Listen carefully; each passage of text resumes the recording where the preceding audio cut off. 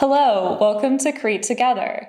I'm Marie and I'm an educator at Crystal Bridges Museum of American Art. For today's project, we'll explore storytelling through bookmaking. We'll work together to build a book and tell our own tale. To start off, we'll look at a work in the Companion Species exhibition. So gather around and get ready to start your own collaborative studio.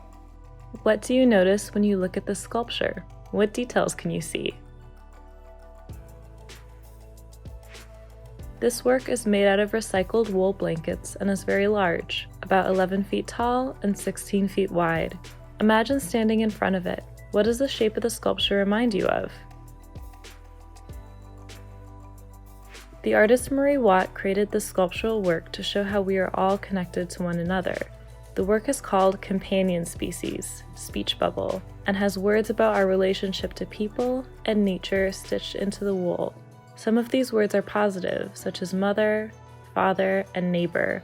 Other words, such as crying, war, and hate, show how our relationships with others are sometimes challenging or hurtful. The artist created this work by asking groups of people to work together to embroider these words. Have you ever worked on a collaborative project? What words would you use to talk about your relationship with your family, friends, or environment? Today, I'll show you how to create a collaborative letter book. You can pause this video or scroll back to any step if you need to. Find these materials in your kit: drawing paper, colored cardstock, a bone folder, a glue stick, and black pens. Find these materials at home: scrap paper and scissors. Fold your paper in half, matching the corners carefully. First, create a soft fold with your thumb. Then, crease with the bone folder to create a sharper, more permanent fold. The more paper you use, the thicker your book will be. If you want to make a tiny book, cut your pages to a smaller size. Your folded pages are called folios. Stack your folios on top of one another with the crease facing the same direction. Do all your pages match in size? If so, pass the bone folder back over the creases. Decide on a theme for your book. What kind of relationships do you want to write about? Have each person in the group write and decorate a few folios.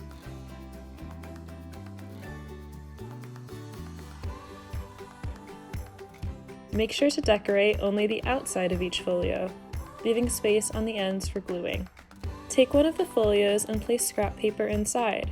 Next, apply the glue stick to the edge of the folio, creating an even line of glue about a ½ inch in width. The scrap paper prevents your folded page from sticking together. Take a second folio and place it on top of the first folio. Then, pass the bone folder over the edge to glue the two folios together. Remove the scrap paper. Repeat until all your pages are attached, creating an accordion shape. Remember to keep using scrap paper while applying glue. To make a cover, measure the thickness of the book by making marks on scrap paper. Then transfer those marks to the long side of 2 pages of colored cardstock. Fold each of the colored cardstock along the marks. Glue the sides of the book cover together. Trim the cover to fit your pages. Decorate your cover and decide on a book title. Put a piece of scrap paper inside the first page and apply a line of glue on the open edge. Close the cover and apply pressure. Repeat with the last page of your book to attach your pages to the cover.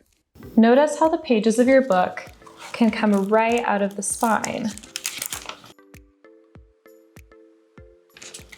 This is why it's called a flutter book. It looks like your story might fly right off the page. To further explore this project, make another flutter book and leave it in a place for someone to find. What will they think when they see it?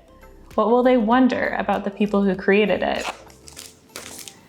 Take some photos or videos of your collaborative book and post it on social media using the hashtag #CreateTogetherKit. Thanks so much for joining me today, and enjoy exploring. Louise Bourgeois created this to reflect on her experience as a mother. Instead of using words to talk about her relationships, she used symbols. What symbols do you see here? What words and symbols would you use to represent family members and friends? Talk about these questions with your group and continue to explore storytelling.